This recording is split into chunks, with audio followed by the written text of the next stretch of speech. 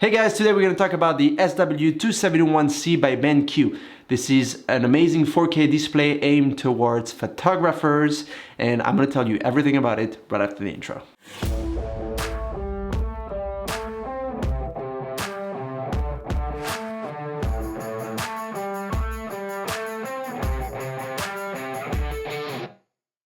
Alright, so this display that was sent to me by BenQ, so big shout out to them, is a 4K IPS 27-inch monitor. This is mainly aimed towards photographers. It has a great 178 degrees viewing angle, a 4K resolution of 3840 by 2160. You will notice that the bezels around this display are a little bit larger than, for example, the SW270C. The reason for these larger bezels is that with this type of display, you very often get backlight bleeding from the LED display. This is very common with these type of monitors, and they did an amazing job with the reduction of the backlight bleeding. Truth of the matter is that I don't mind if there are larger bezels, and the reason for this is because when you are working and you have this hood placed on your monitor, you don't really look at the bezels, and I don't really care if they're thin or if they're fat. This display is anti-glare and it's definitely not glossy.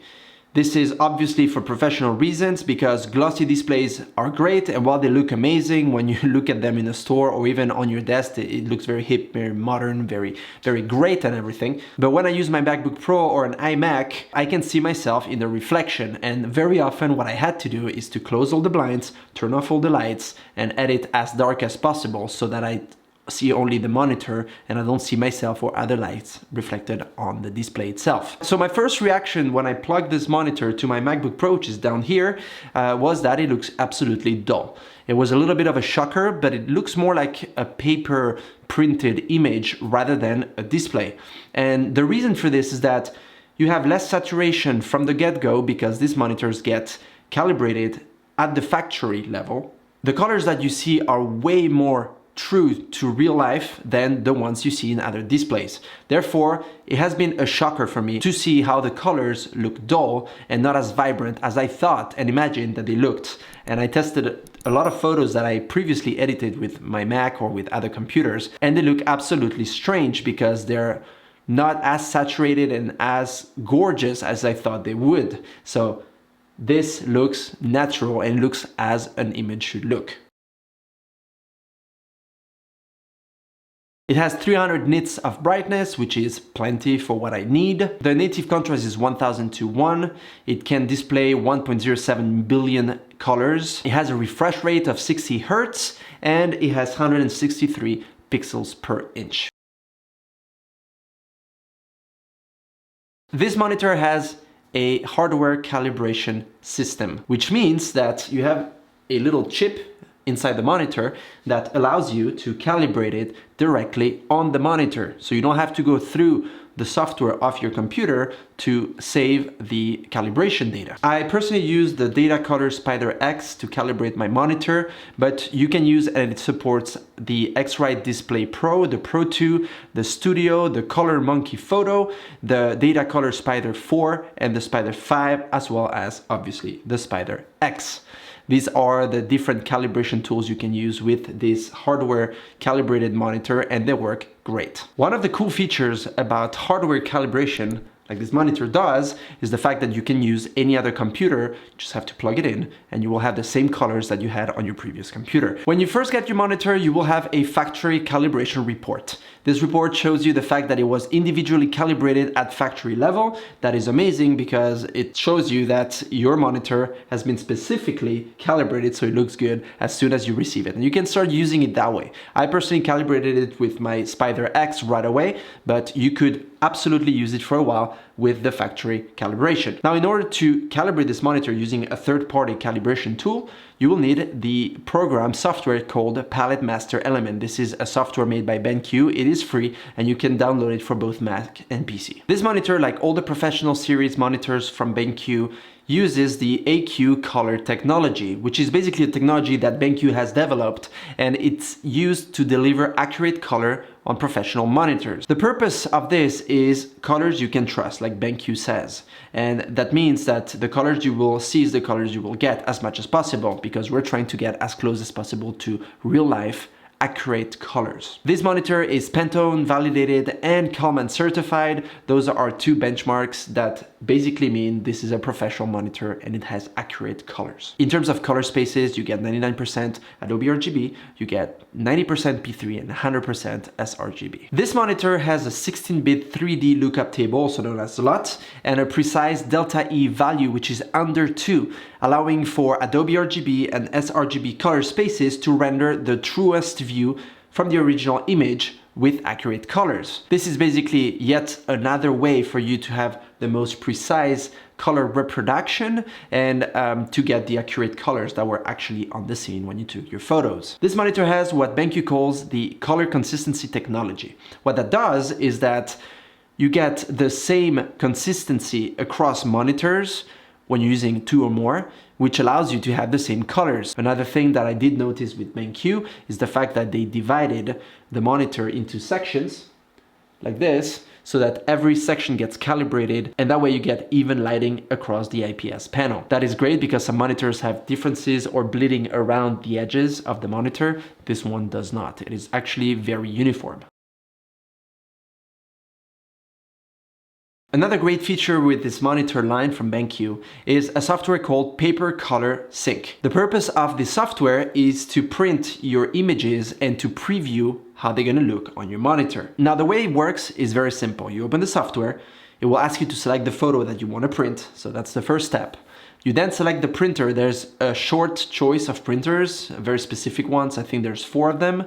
So you select which printer you wanna choose to print. You then go on the paper type, if you want it to be matte or if you want it to be shiny and so forth. And you finally choose the app that you want to open your photo with. For example, in this case, we're going to open it with Lightroom. Now, what your monitor is going to do is that it's going to set itself up in order to preview and to show you how your printer is going to look when you're going to print. You're going to save time, frustration, money, and you're going to have the best results right away, rather than having a certain reproduction of colors on your monitor, printing it, having a bad result, changing the color temperature, or the colors don't look exactly as you would want them to look, and so forth. So that way you can actually pre-calibrate your photos and they're going to look amazing when you print them.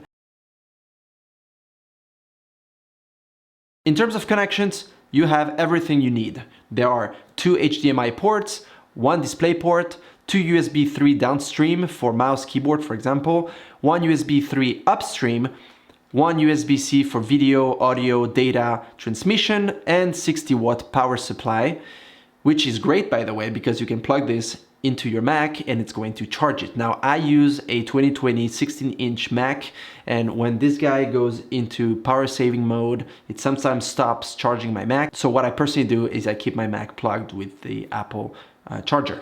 But if you have a smaller Mac or you just want to use that, it's 1 cable to transfer video, audio, and data. And that is the reason why it's called SW271C, because it has a USB-C port. And last but not least, you have 1 SD card reader on the side of the monitor itself, which can be great for some. To me, this is not very useful because it's really hard to reach. And if every time I have to swivel and turn my monitor to plug the SD card in the reader, it becomes a bit of an annoyance. So maybe if that could be put somewhere else, I don't know exactly where, but in a way that it's a bit more reachable without the disturbance of the hood, that would be amazing. Price-wise, we're looking at $1,500, which is very competitive for such a monitor. This is a professional 4K monitor and it looks gorgeous. And for professional photographers like myself, this is plenty and more than I will ever need. This monitor can be tilted 90 degrees, like so. This is great because you can edit your portrait photos, for example, in this orientation. They do provide you with the shading hood for this orientation. There's additional parts that you can put, and it keeps your monitor looking amazing with the shading hood, which, by the way, was not in the previous model. So this is now included. It can be adjusted by 15 centimeters more in height. up and down. This is great because I personally use an up and down desk, so I can also work standing, and if I need to do micro adjustments, I can do so. You can swivel this monitor 45 degrees to the right and to the left. You have a 5 degrees tilt down and a 20 degrees tilt up. So no matter how you look at this monitor, it's gonna look great. And if, like me, you're someone who likes to work standing because my desk goes up and down, you can do so, and you can do micro adjustments. It's gonna look amazing. So the shading hood comes, like I said earlier, in both orientations. So you can put it like I have it right now in landscape mode, or you can put it in portrait mode. That is great because no matter how you work, you can block the unwanted light from coming into the sides of the monitor. And honestly, I think it looks really, really good and really sexy, to be honest. So I like to have this on at all times. It is very easy to install. I'm gonna show you some B-roll now so you can see some close-ups of how you put the hooks on the side of the monitor, because this is something I haven't seen in many reviews, and I wanted to have some insight details as to how you put this hood on. It has a velvet black material inside. Not only looks good, but the main purpose of it is to block the light from the monitor from going to the sides and reflecting and being distracting. That way it stays black, there's no reflections whatsoever, and you're gonna be able to focus on what you're doing. There is a hole for calibration on top of the monitor, which you can use to put your X-Rite or your data color device to calibrate your monitor without having to remove the hood every time. This is very thoughtful of BenQ, and I think it's a great little feature. All right, let's talk about the puck generation 2. This little device that you find under here that's just sitting at the bottom of your monitor that has a hole for it, so it looks actually neat, is very useful. And I'm gonna tell you why. The main reason for me to use this puck is the brightness settings. You all know probably how much of a pain in the butt it is when you have to go into the menus of a monitor with the buttons down there, and you have to start going up and down, changing and doing settings and things. It's really, really hard and frustrating to do, and often I don't even do it just because of that. So when you use this puck, all you have to do is turn. I'm going to show you live. There you go. And you can see the brightness going up and going down. And you can do micro adjustments very easily. This puck does other things. Obviously, you can map 3 buttons on the bottom to specific color spaces. So I have number 1 set to Adobe RGB, number 2 set to sRGB, and number 3, which is a very, very good one, set to black and white. The cool thing about black and white is that it is not your computer generating the black and white, is the actual monitor. So you're gonna get the truest black and white you can from the monitor itself. And when you are, I'm gonna show you, for example here, if I go in my library and I go in all my photos, what I can do now is I can look at my photos in black and white. You can see them here. And I can say, all right, this one looks great. So I know this is gonna look good in black and white. When I shoot weddings, it is an absolute frustration having to go through all the files and either convert them all in black and white, or try to guess how they're gonna look in black and white, or turn them all black and white and then select only a few, and the rest I turn them all back to color. This is absolutely frustrating. So by doing so, I can just select my photos, know which ones are gonna look good, and then I go back to, let's say, sRGB, and off you go. Now I know which ones are gonna look good in black and white.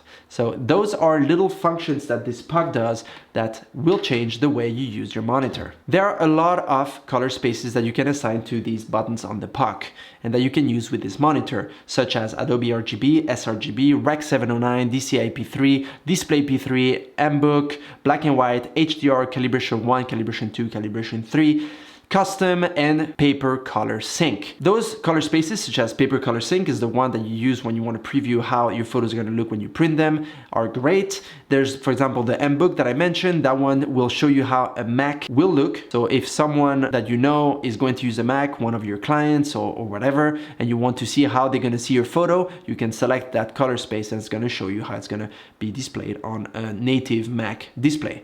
So those are absolutely amazing, great functions and features, and I love to use them and to swap between them very often as a photographer. Now let's talk about a bunch of other functions that I think are great. You can customize the power button light intensity. The little guy down here can be adjusted. I could not believe it. There's actually a function to have it more or less intense, the brightness of it. Another thing is the picture-in-picture, which allows you to show a picture inside another picture. So you can see, for example, color space for black and white, another color space for Adobe RGB. Or let's say you want to see the sRGB in small and Adobe RGB in big, you can do so. You can also have the side-by-side picture, which allows you to do the same, but just a side-by-side comparison of the two color spaces. That can be very useful to see the differences between two color spaces, or to see in black and white on one side and in color on the other, for example. So what do I think about this monitor? Personally, I don't think this is a nice to have, or it's something that's a little compliment. I think this is something every professional photographer should have. The good news is that it has a great price point and it's affordable for pretty much anyone. And the thing is, you spend a lot of money into your professional cameras, professional lenses, professional computers that are fast, accurate, and that work. You spend money for, let's say, a color checker, passport. You spend money for a calibration tool. And you spend all this money for all this great gear, but if you don't spend into a professional monitor, you will not get the professional results. That's why I think you should look into this professional series from BenQ and find the one that works the best for you. This is my take on this professional monitor from BenQ. Let me know in the comment section below what you think about this monitor, if you're gonna get one for yourself or not. And like always, stay tuned and I see you in my next video. Cheers.